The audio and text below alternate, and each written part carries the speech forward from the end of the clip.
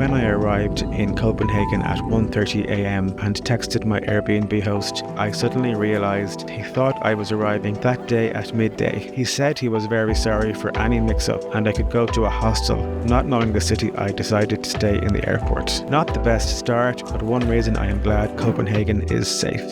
After the drama of arrival and settling into my new Airbnb, I soon learned this city is one of the best connected, most well-run and most beautiful cities I have ever been to. Don't get me wrong, it may destroy your bank account, but you can't help but feel this country gets value for its high taxes. When you arrive at the airport, it is just 10 minutes direct by tram to the most central station, which is Konges Nytrov. My first impression of the tram system was realizing how well connected it is, as you can see here. The system runs in a loop around the city and has connecting lines all around, which is a very handy design. The subway stations are extremely clean and well managed, and all stops are announced in Danish and English, so it makes it very easy for English speakers. The trams run like clockwork every 3 minutes, and there is never a case where they are crowded or people are pushing to get on because they don't have to, because another one will arrive again in 3 minutes. Clever.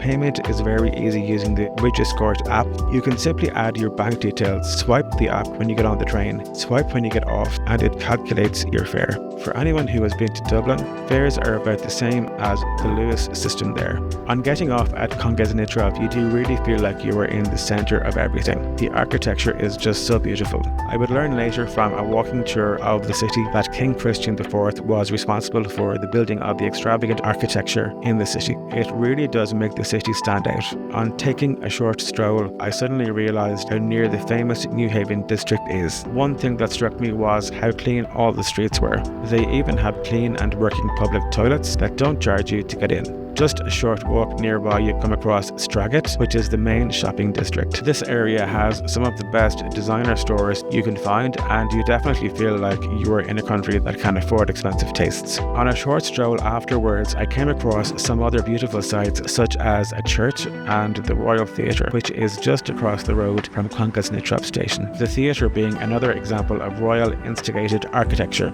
On strolling down another street, I came across St. Frederick's Church, which was beautiful to see, but it is only open on Sundays, so I didn't get to look inside. But it was still nice to see where it was anyway, and as always, it was beautiful. Again, this was on the way to Amalienborg Palace, which just shows you how walkable everything really is in this city.